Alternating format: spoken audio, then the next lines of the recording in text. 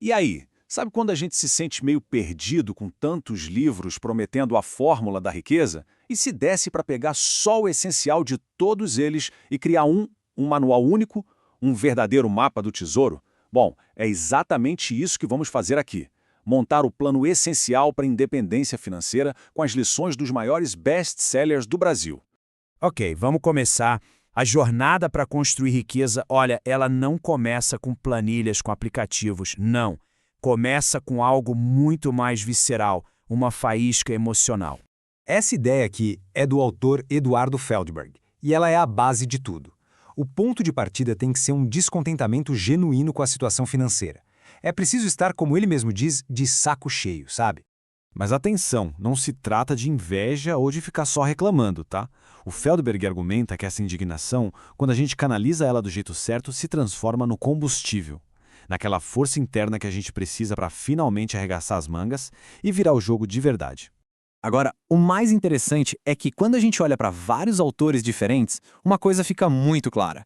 Existe um consenso, uma estrutura que é praticamente universal para construir patrimônio. Pensa só, autores como o Eduardo Feldberg e o Tiago Nigro, do 1000 ao milhão, que têm estilos completamente diferentes, mesmo assim, eles chegam exatamente na mesma base, na mesmíssima estrutura de 3 pilares. E é esse aqui, ó, o tripé da riqueza. Primeiro, ganhar mais. É a base, né? Sem isso, nada acontece. Segundo, gastar bem, que é sobre usar a cabeça e não deixar o dinheiro simplesmente sumir. E terceiro, investir melhor, que é onde a mágica acontece. O ponto é, um não funciona sem o outro, são os 3 juntos que dão sustentação. E a analogia do Feldberg com tripé é simplesmente perfeita. Não adianta focar só em um ou dois. Se a pessoa ganha rios de dinheiro, mas gasta tudo, não adianta. Se economiza cada centavo, mas não investe, o dinheiro vai perdendo valor. E se investe super bem, mas não controla os gastos, nunca vai sobrar para aportar. A estrutura só para em pé com os 3 pilares firmes, trabalhando juntos. O primeiro pilar, ganhar mais, tem um ponto de partida que não dá para negociar: o trabalho. É como diz o Feldberg, né? Tem que acordar cedo e ir para a luta. É daí que vem o recurso. E apesar de gastar bem ser fundamental, vamos pular direto para o pilar que tem o maior impacto a longo prazo: investir. Então vamos mergulhar nesse terceiro pilar, o investir melhor, e entender como isso funciona. Porque é aqui que a mágica de verdade acontece, graças a uma força poderosíssima que transforma pouco dinheiro em muita grana. Juros compostos. Esse é o motor que multiplica o patrimônio. A ideia é simples. É o nosso dinheiro trabalhando para gerar mais dinheiro, que por sua vez também vai trabalhar para gerar ainda mais. É aquela famosa bola de neve do bem, sabe? Um ciclo de crescimento que não para. E essa frase resume de forma brilhante o real propósito de investir. Não é para ser a renda principal, mas sim a ferramenta que vai potencializar o fruto de todo aquele esforço, de todo o trabalho.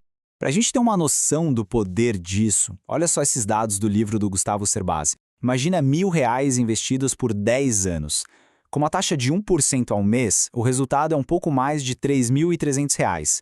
Agora, se essa taxa for de 5% ao mês, o valor salta para quase R$ 350 mil. É uma loucura. É o que o Cerbasi chama de fantástico efeito exponencial.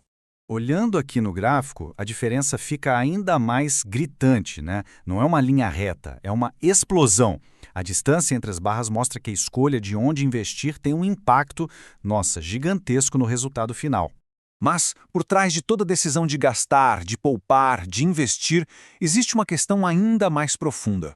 Uma escolha quase filosófica sobre a nossa relação com o tempo. É aqui que entra o trabalho do filósofo Eduardo Gianetti. Ele nos ajuda a entender que o nosso planejamento financeiro, na verdade, faz parte de um conceito muito maior, que ele chama de escolha intertemporal. Traduzindo, cada real que a gente gasta ou guarda é uma negociação. Uma negociação entre a pessoa que somos hoje e a pessoa que seremos no futuro. É como escolher entre o prazer imediato de comprar um celular novo, parcelado, e a segurança de guardar esse dinheiro para dar entrada no imóvel daqui a uns anos. É sempre uma troca entre aproveitar agora e pagar depois, ou o contrário. O Gianetti descreve o ciclo da vida de um jeito muito poderoso. A juventude, com toda aquela energia, tende a pegar recursos emprestados do futuro. Já a maturidade é quando chega a hora de pagar essa conta e começar a poupar para a velhice. É uma virada de chave fundamental na nossa relação com o tempo. Então, para a gente fechar nosso manual, tudo começa com aquela faísca de inconformismo. A partir daí, a estrutura é o tripé da riqueza, que ganha potência com o motor dos juros compostos. E no fundo, tudo se resume a uma grande negociação com a pessoa que a gente vai se tornar. Isso nos deixa com uma pergunta final para reflexão, inspirada diretamente pelo pensamento do Janet. A questão não é só sobre dinheiro, é sobre qual legado o nosso eu de hoje está deixando para o nosso eu do futuro.